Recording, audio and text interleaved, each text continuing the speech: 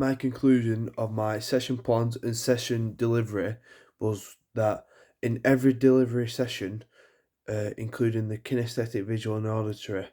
sessions, is that I used an authoritarian leadership style, also known as autocratic leadership style, as I felt that with the beginner level participants, it was needed to be able to progress them, to be able to pass a rugby ball, or pass with a hockey stick, or anything of that nature. I believe that with authoritarian leadership style,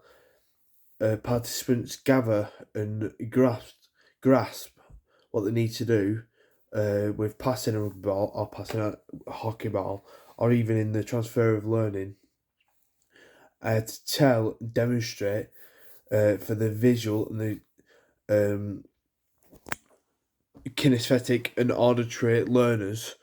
to be able to progress them onto being able to pass properly and effectively with a hockey ball using a hockey stick, and also in rugby I had to use the authoritarian leadership style to be able to progress the learners from not being able to pass a rugby ball to passing a rugby ball. I also believe that authoritarian leadership style is needed throughout any sports, even with beginners or without beginners, as as they need to be able to understand what is needed from the participants. If I wasn't upfront, loud, powerful, and showing knowledge of skill and desire for the participants to learn, then the participants wouldn't be interested or wouldn't want to learn the skills that I'm demonstrating. Um, Also, I feel like if the groups did change and I got more out of the participants than what I got from the beginner levels, then I would have to adapt and maybe adapt from an authoritarian leadership style to a democratic, as more of the participants might be of a maybe of a higher ability and talent than some others in the group. So then I would have to adapt that to be able to progress the talented and determined members of the group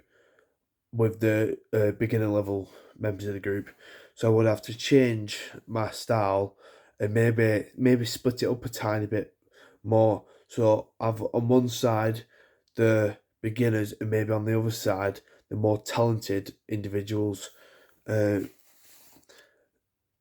and I would also, because the groups that I was given were between the ages of 16 and 18, if I got an adult group, I would also have to change the drills and maybe make it more interactive than what it was, adults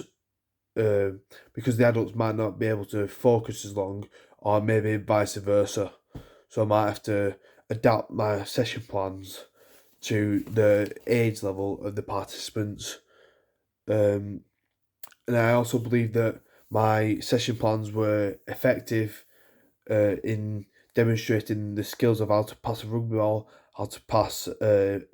hockey ball, how to then kick a rugby ball or kick a football. I believe that all my sessions were effective, and by the end of the session, they could pass easily. And maybe after the session, they would have wanted to take up different sports involving the sports that I demonstrated and taught in my sessions.